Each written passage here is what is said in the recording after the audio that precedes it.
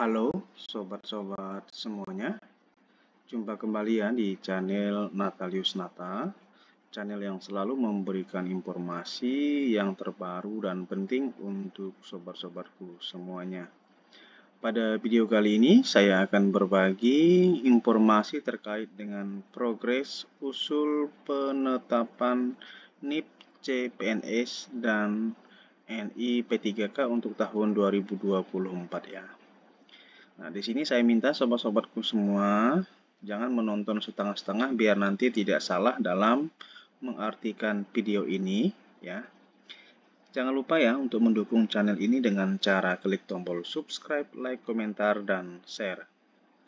Nah, sobat-sobatku semua, saya sudah banyak membuatkan video terkait dengan seleksi CPNS dan P3K untuk tahun 2024 yang mana nanti akan dibagikan SK pada tahun 2025 ini ya.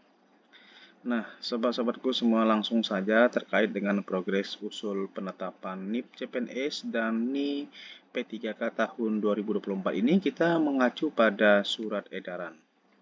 Nah, sobat-sobatku semua mungkin juga sudah ada yang melihat surat edaran terkait dengan usul penetapan NIP ASN tahun 2024 ya.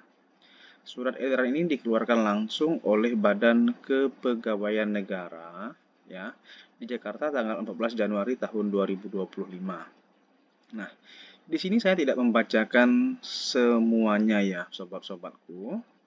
Kita langsung pada intinya saja, proses-proses yang ada. Nah, ini saya perbesar ya.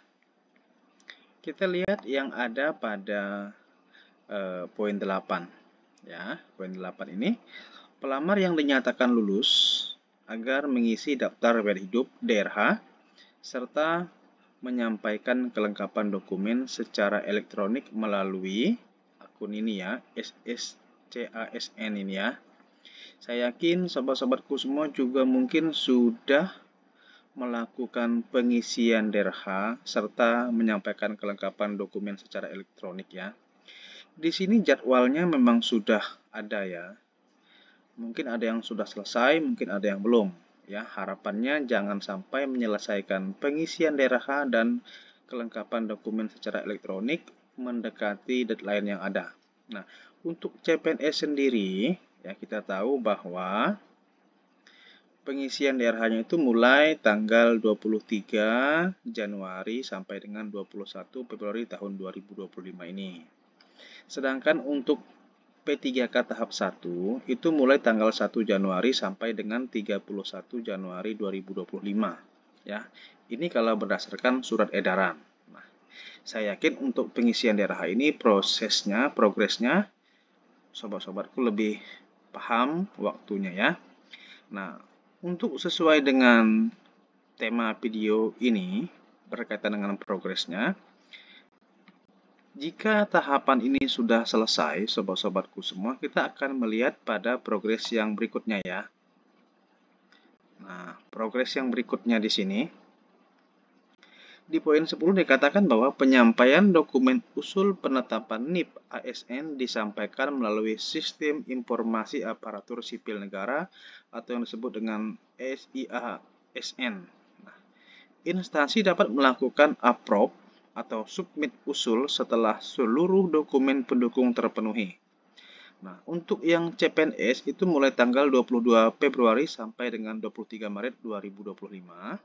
Sedangkan untuk P3K tahap 1 mulai tanggal 1 Februari sampai dengan 28 Februari 2025. Nah, sobat-sobatku semua tolong dibedakan ya. Kalau yang tadi ada pada poin ini ya, ada pada poin 8, ini adalah berkaitan dengan pengisian DRH dan penyampaian kelengkapan dokumen secara elektronik. Nah, sedangkan yang pada poin 10 ini maksudnya begini ya sobat-sobatku semua. Ini adalah tanggal, ya, rentang waktu yang diberikan oleh Panselnas kepada instansi-instansi tempat melamar terkait untuk melakukan approve atau submit usul. Mungkin masih bingung ya maksudnya apa? Di tanggal ini ya, di tanggal ini artinya semua instansi tempat kita melamar itu harus sudah mengirimkan semua pengisian DRH dan kelengkapan berkas dari peserta di tiap-tiap instansi ke regionalnya masing-masing. Ya, berarti sudah mulai ini, sudah mendekati prosesnya ya. Sudah mulai memasuki tahap usul penetapan NIP ya, apalagi untuk yang P3K tahap 1. Sudah memasuki dekat dengan bulan Februari. Nah, jadi disinilah prosesnya yang ada, nanti akan dimasukkan di sini ya. Nah, sekarang kita lihat sobat-sobatku semua berkaitan dengan rentang waktu yang ada ini. Karena di sini masing-masing instansi itu harus mengupload atau mengirimkan atau mengusulkan semua yang sudah melakukan pengisian DRH ke regionalnya masing-masing. Nah, kita lihat di sini bersama-sama sobat-sobatku semua. Kita tahu bahwa untuk wilayah kerja BKN itu banyak wilayah kerjanya lagi ya, dibagi-bagi lagi. Nah, di sini ada tertulis daftar instansi sesuai wilayah kerja BKN. Nah, kalau untuk yang wilayah kerja pusat, itu dia tidak masuk dalam regional apapun ya, karena dia kategorinya pusat. Makanya di sini ditulis wilayah kerja BKN pusat ya. Tapi yang kebanyakan di sini adalah regional wilayah ya. Nah, kita lihat di sini ada wilayah kerja Kantor Regional 1 BKN yang kategorinya di Yogyakarta. Ini instansinya itu banyak ya.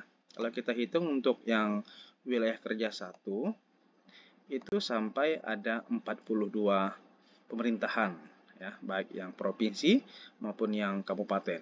Kemudian ada wilayah kerja Kantor Regional 2 BKN yang ada di Surabaya. Ini juga ada. Ya, ini sampai 39, ada Kanrek 3 Bandung, kemudian ada Kanrek 4 BKN Makassar, nanti tinggal dicek saja ya.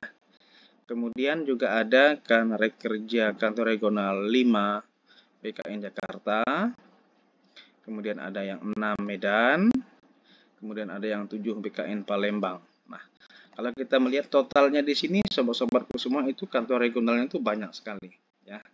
Jadi berkaitan dengan ini tadi, sebenarnya proses usul penetapan NIP itu sudah semakin dekat ya. Jadi kemungkinan nanti untuk di bulan Maret dan April itu mungkin NIP-nya itu sudah diterima, sudah ditetapkan oleh kantor Korwil BKN-nya masing-masing. Setelah itu nanti akan dikembalikan ke instansinya ya. Jadi nanti misalnya akan dikembalikan ke Provinsi Papua. Nanti setelah itu baru tinggal percetakan SK saja dan tinggal dibagikan. Nah, sobat-sobatku semua, semoga ya video ini bisa sedikit membantu progres untuk usul penetapan NIP, CPNS, dan NI P3K tahun 2024 ini ya.